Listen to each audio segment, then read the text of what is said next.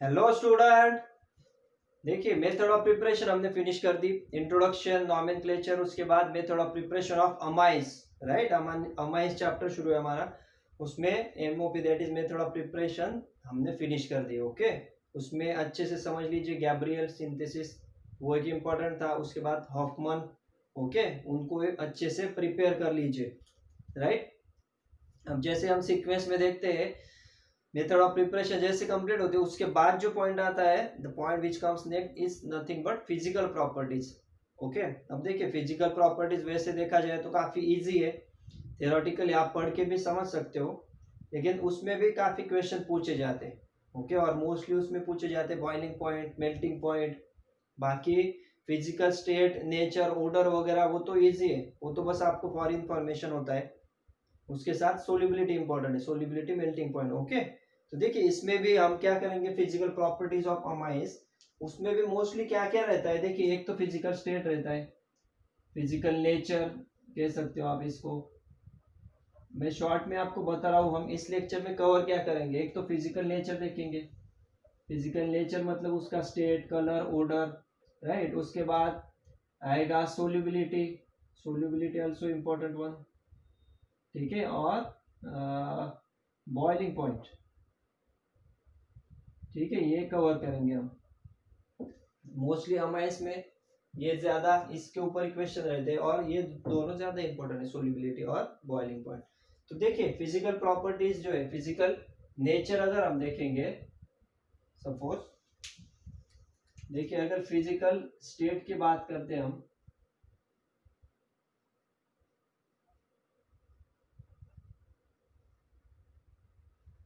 तो physical state में क्या है, देखिए अलग अलग है, मतलब लोअर मेंबर, मिडल और हायर। मतलब क्या, लोअर एलिफेटिक अमाइन जो रहते हैं, lower aliphatic amines, for example कौन से, मिथिलामाइन। राइट, मिथिलामाइन हो गया, उसके बाद इथिल अमाइन, इसको मैं अलग से कर देता हूँ, ठीक है ना। मिथिल अमाइन हो गया, इथिल अमाइन। ओके, तो ये क्या होते हैं, these are gaseous in nature. Okay, gaseous in nature. और ऑर्डर अगर देखा जाए इनका, तो ऑर्डर क्या है, फिशी ऑर्डर है। Okay, with fishy order, fishy order. Fishy order मतलब जो नॉन वेजिटेरियन होंगे, ओके, जो फिश खाते हैं उनको अच्छे से पता है। फिश ऑर्डर मतलब क्या है, जो लोअर मेंबर है उनका रहेगा। ठीक है, उसके बाद अगर मिडल मेंबर देखेंगे आप, मिडल मेंबर्स। ठीक है, मिडल मेंबर मतलब ऑलमोस्ट C3 टू कार्बन 3 से कार्बन 9 तक। ओके, C9, C3 से C9 तक जो भी रहेंगे, these are liquid in nature. अब देखिए क्यों हो रहा है ऐसा, लोअर मेंबर्स में जो मॉलिक्यूलर इंटरमॉलिक्यूलर फोर्सेस रहेंगे वो कम रहेंगे। उसके बाद जैसे जैसे फोर्स मतलब बल की नेचर बढ़ेगा, अल्किल ग्रुप्स बढ़ते जाएंगे, वैसे वैसे क्या होगा, बॉन्डिंग ज्यादा स्ट्रांग होगी, और वो गैसेस से लिक्विड, और लिक्विड से अगर हम और हायर लेते हैं, मतलब हायर मेंबर्स जो है, हायर मेंबर्स मतलब मोर देन 9, ओके, या फिर higher than 9, so these are solid in nature. Okay, ठीक है, मोस्टली तो कलरलेस होते हैं। ये किसकी बात कर रहे हैं हम, एलिफेटिक की। ओके, ये देखिए एलिफेटिक अमाइंस, इसमें क्या है, लोअर जो है, लोअर अमाइंस है they are gases in nature, middle जो है they are liquid in nature, और हायर मेंबर्स जो है they are solid in nature. Okay, उसके बाद अगर एरोमेटिक की बात करते हैं हम, एरोमेटिक मतलब कौन से, aniline. Okay, aniline is the best example. aniline and other aryl amine, मतलब aromatic है, aryl amines, they are colorless. Okay, they are colorless in nature but get colored, ठीक है, but get colored when exposed to air due to oxidation.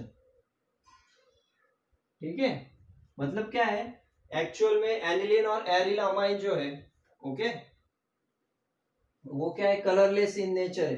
ठीक है, देखिए समझ लीजिए इसको, एनिलीन और अदर एरिल अमाइन है, they are actual colourless in nature but they get oxidized in air and they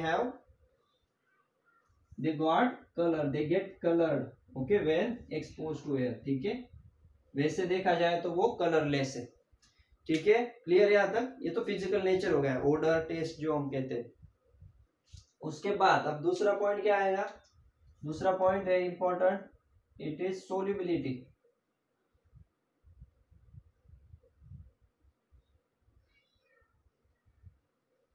ठीक है, अब देखिए सोल्युबिलिटी जहां तक सवाल है, ऑलरेडी क्या है, इनमें हाइड्रोजन बॉन्डिंग होती है.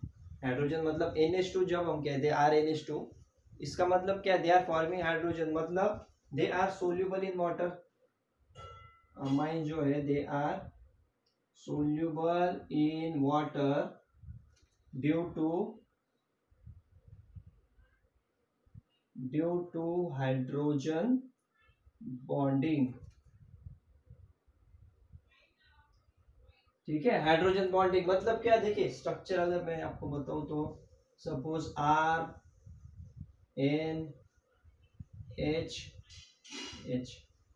ठीक है, RNH2 अगर लेते हैं और यहाँ पे तो क्या रहती है, लोन पेयर. तो देखिए वाटर के साथ मतलब क्या है, वाटर मतलब क्या, ये H है तो दूसरा रहेगा ऑक्सीजन रहेगा यहाँ पे, वाटर मॉलिक्यूल H2O.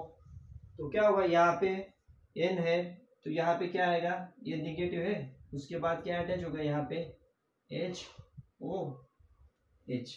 मतलब देखिए अभी क्या हो रहा है, इस पे रहता है, ये इलेक्ट्रोनिगेटिव है, इसके लिए ये होता है डेल्टा प्लस और यहाँ पे डेल्टा माइनस, तो इनके बीच में क्या होता है, हाइड्रोजन बॉन्ड फॉर्म होता है. उसी तरह से ये नाइट्रोजन और इस हाइड्रोजन के बीच क्या होता है, हाइड्रोजन बॉन्डिंग. ठीक है, इसे क्या कहते हैं हम, या फिर ये दोनों हाइड्रोजन बॉन्डिंग. और इन्हें हाइड्रोजन बॉन्डिंग की वजह, अब ये भी हाइड्रोजन रहेगा, ये किससे अटैच होगा, दूसरे ऑक्सीजन से, बराबर. ये डेल्टा माइनस डेल्टा प्लस, यहाँ पे भी delta minus hydrogen delta plus, मतलब क्या, अल्टीमेटली वाटर मॉलिक्यूल से ये घिरे हैं. Water, they are surrounded by water molecules and which are bound with each other by hydrogen bonding. Okay, मतलब क्या है, they are soluble in water due to hydrogen bonding provided that, क्या होगा इसमें, लोअर मेंबर है. Okay, मतलब यहाँ point अगर लिखना है तो क्या लिख सकते हैं, solubility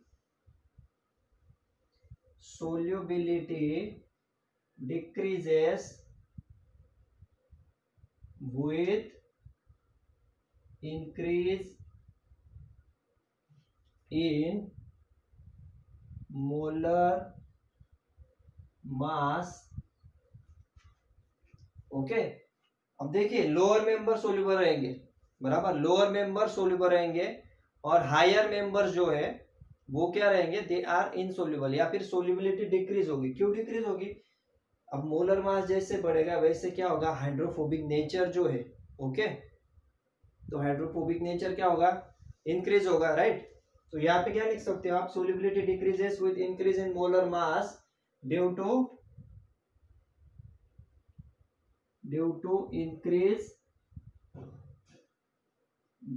increase in hydrophobic nature, due to increase in hydrophobic nature of alkyl group. मतलब क्या, CH3NH2 है तो इजीली सोल्यूबल होगा, लेकिन जैसे ही CH3 CH2 फिर CH3 CH2 CH2 CH3 CH2 CH2 CH2 NH2, मतलब क्या है, अल्किल चेन जैसे जैसे बढ़ेंगे वैसे क्या होगा, सोल्यूबिलिटी डिक्रीज होगी। ओके, तो अगर आपको पॉइंट याद रखना है तो लोअर मेंबर, अगर सीक्वेंस में पूछते हैं क्वेश्चन और लोअर टू हायर देते हैं तो लोअर मेंबर जो रहेगा वो सबसे ज्यादा सोल्यूबल रहेगा, उसके बाद सेकंड, थर्ड और उसके बाद fourth. Okay, depending on the number of carbon atom attach. मतलब अल्टीमेटली क्या है, कार्बन अटैच होंगे, इसका मतलब ही क्या है, अल्किल ग्रुप इंक्रीज होंगे। जैसे अल्किल ग्रुप इंक्रीज होंगे क्या बढ़ेगा, हाइड्रोफोबिक नेचर बढ़ेगा। ठीक है, ये देखिए solubility decreases with increase in molar mass due to increase in hydrophobic nature of alkyl group। ठीक है, ये पॉइंट क्लियर कर लीजिए बिल्कुल, सोल्यूबिलिटी। ठीक है, यहां तक क्लियर है। फिजिकल स्टेट हो गई, सोल्यूबिलिटी हो गया। अब कौन सा पॉइंट बाकी है, सिर्फ बॉइलिंग पॉइंट। ठीक है, फिलहाल इसका स्क्रीनशॉट ले लो, इसको मैं क्लीन करता हूं। ले लिया। अब देखिए एक ही पॉइंट है इसमें, लेकिन वो इंपॉर्टेंट है। वो कौन सा है, boiling point.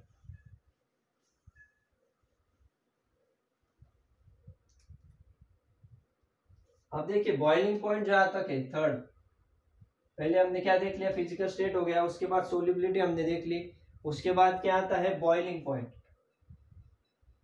Right, boiling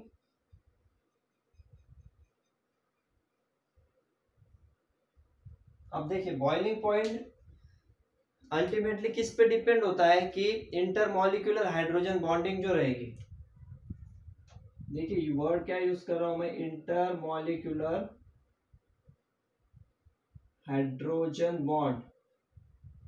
okay, ये जितने ज्यादा रहेंगे, जितने स्ट्रांगली अटैच रहेंगे एक दूसरे के साथ इन अ मॉलिक्यूल, उतने ही उनकी बॉन्ड जो है वो बॉन्ड ब्रेक करने में एनर्जी ज्यादा लगेगी।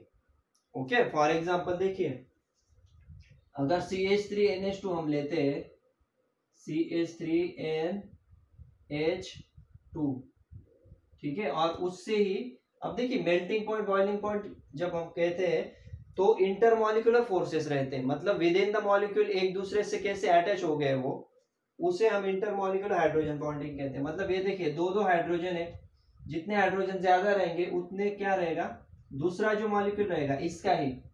ओके, अब ऐसा तो नहीं एक कंटेनर में एक ही मॉलिक्यूल रहेगा मिथिलामाइन का, मिथिलामाइन के काफी सारे हैं इसमें, तो एक मॉलिक्यूल दूसरे मॉलिक्यूल से कितने बॉन्ड से अटैच है, दो दो हाइड्रोजन है ना, तो दो दो हाइड्रोजन है, इसका मतलब क्या है, यहाँ पे दो जो भी आएगा दूसरा CH3NH2 वो काफी अच्छे से बॉन्ड होगा। मतलब क्या होगा, एक दूसरे से बॉन्डिंग स्ट्रांग होगी। बॉन्डिंग अगर स्ट्रांग है तो क्या रहेगा, एनर्जी जो लगेगी, the energy required to break that bond will be more. और एनर्जी अगर ज्यादा लगती है मतलब क्या हो गया आपका, अल्टीमेटली आपका बॉइलिंग पॉइंट इंक्रीज होगा। राइट, मतलब जितने हाइड्रोजन ज्यादा उतना बॉइलिंग पॉइंट ज्यादा in case of amine. Right, तो देखिए सबसे ज्यादा हाइड्रोजन किस में रहते हैं, 1 डिग्री में। अगर 2 डिग्री आप देखोगे, देखिए RnH2 हमने देखा था, RnH2 दिस इज 1 डिग्री, उसके बाद क्या रहता है RnHR, ये 2 डिग्री हो गया। राइट, और 3 डिग्री मतलब RnR, और दिस वन यहाँ पे लिखता हूँ चलो R बराबर, ये हो गया 3 डिग्री। अब देखिए 1 डिग्री में दो दो हाइड्रोजन है, मतलब ये दूसरे RnH2 जब अटैच होगा तो स्ट्रांगली अटैच होगा बराबर। इसमें एक ही हाइड्रोजन है, अब दो अल्किल ग्रुप आ गए, और इसमें क्या है, तीन तीन अल्किल ग्रुप है। राइट, मतलब इसमें तो इंटरमॉलिक्यूलर हाइड्रोजन बॉन्ड अब्सेंट ही है, यहाँ पे तो एक भी हाइड्रोजन नहीं है। यहाँ पे तो माइल्ड होगा, यहाँ पे स्ट्रॉन्ग बॉन्डिंग होगी, और यहाँ पे तो बिल्कुल नहीं होगी। तो बॉइलिंग पॉइंट के अगर ऑर्डर की बात करें तो इंक्रीज में यहाँ पे क्या होगा, इस तरह से, यहाँ पे 1 डिग्री सबसे ज्यादा, उसके बाद 2 डिग्री और उसके बाद 3 डिग्री, मतलब इस तरह से 1 degree is more than 2 degree, more than 3 degree. Okay order of boiling point, right. देखिए this is the order of boiling point, मतलब अमाइन के केस में 1 डिग्री जो है वो सबसे ज्यादा रहेगा, 1 डिग्री अमाइन का बॉइलिंग पॉइंट, उसके बाद 2 डिग्री और उसके बाद 3 डिग्री, ओके। और उसका reason intermolecular hydrogen bond, right. यहाँ पे 2 है, यहाँ पे एक ही हाइड्रोजन है, यहाँ पे अब्सेंट है, ठीक है। आपको सवाल किस तरह से पूछे जाएंगे, the boiling point between the amines decreases या इंक्रीजेस ड्यू टू, या फिर variation in primary secondary tertiary amine in boiling point observe due to intermolecular hydrogen bond, okay. या फिर आपको प्राइमरी सेकेंडरी टर्शियरी एग्जांपल दिए होंगे and you have to arrange them in a decreasing और increasing order, तो बस आपको primary secondary और टर्शियरी अमाइन देखना है, क्लियर। ये हो गया अमाइन के केस में। और अगर बाकी functional group point of view हम देखते हैं तो कार्बोक्सिलिक एसिड जो है, मतलब कौन सा, RCOOH, ठीक है। तो कार्बोक्सिलिक, ये भी एक्स्ट्रा पॉइंट है, ये भी याद रखिए, कार्बोक्सिलिक एसिड है, इनका बॉइलिंग पॉइंट सबसे ज्यादा रहता है। उसके बाद आते हैं आपके अल्कोहल, राइट। अल्कोहल के बाद आएगा अमाइन, और अमाइन में भी कौन से, 1 2 3, ठीक है ना। अमाइन में 1 डिग्री 2 डिग्री 3 डिग्री, और उसके बाद आता है आपके अल्केन, ठीक है। तो ये ऑर्डर अच्छे से याद रखिए, this is also same order of boiling point, ठीक है। इसको मैं स्क्वायर कर देता हूं। कार्बोक्सिलिक एसिड का बॉइलिंग पॉइंट सबसे ज्यादा, उसके बाद अल्कोहल, उसके बाद अमाइन, और उसके बाद ये अल्टीमेटली क्या है, हाइड्रोजन बॉन्डिंग इंटरमॉलिक्यूलर वो स्ट्रांग होगी, एनर्जी ज्यादा लगेगी, बॉइलिंग पॉइंट इंक्रीज होगा, राइट। इसके लिए कार्बोक्सिलिक एसिड का सबसे ज्यादा, उसके बाद अल्कोहल, उसके बाद अमाइन, उसके बाद alkane, provided that they have comparable molecular mass, ठीक है ना। ये पॉइंट भी लिख लीजिए, कंपेरेबल मोलर मास, मतलब ऐसा नहीं है कि इसमें कार्बोक्सिलिक एसिड हम ले रहे एसिडिक एसिड और यहाँ पे ले रहे हम पेंटेनॉल, मतलब यहाँ पे 2 कार्बन कंटेनिंग और यहाँ पे 5 कार्बन, मतलब क्या हो गया, ये कंपेरेबल नहीं है, मॉलिक्यूलर मास वेरिएशन हो जाएगा। कंडीशन क्या होगी, कंपेरेबल मॉलिक्यूलर मास, मतलब मोलर मास भी इनका सेम होना चाहिए, ओके। सेम या फिर 1-2 यूनिट से वेरी होगा तो दैट इज ओके, लेकिन बहुत ज्यादा वेरिएशन 1 यूनिट से ही अलग है, मतलब CH2 से ही पूरा डिफरेंट हो गया, तो दैट इज अनदर थिंग। इसके लिए ये भी पॉइंट इंपॉर्टेंट है, ठीक है। तो ये भी एक्स्ट्रा पॉइंट याद रख लीजिए, कार्बोक्सिलिक एसिड, अल्कोहल, अमाइन और अल्केन, ठीक है। RCOOH, उसके बाद ROH, ठीक है। उसके बाद अमाइन, तो अमाइन तो RNH2, उसके बाद 2 डिग्री और 3 डिग्री रहेंगे, ठीक है। उसके बाद RH, ठीक है। वही है फंक्शनल ग्रुप, बस मैंने आपको स्ट्रक्चर के फॉर्म में बता दी। This is also order of boiling point, okay, clear. इतना सफिशिएंट है for physical properties of amine, okay, this is more than sufficient. क्या क्या देखा हमने, फिजिकल नेचर देख लिया, जिसमें लोअर गैसेस है, लोअर मेंबर्स, मतलब मिथिल और इथिल अमाइन। उसके बाद मिडल जो है, मतलब C3 से C9 तक they are liquid in nature, और C9 से हायर जो है they are solid in nature, okay. Lower members को फिश ऑर्डर रहता है। उसके बाद एनिलीन जो रहता है, एनिलीन कलरलेस रहते हैं, एनिलीन और एरिल अमाइन, लेकिन when they are expose to air they get coloured, okay. ये हो गया फिजिकल स्टेट, फिजिकल नेचर।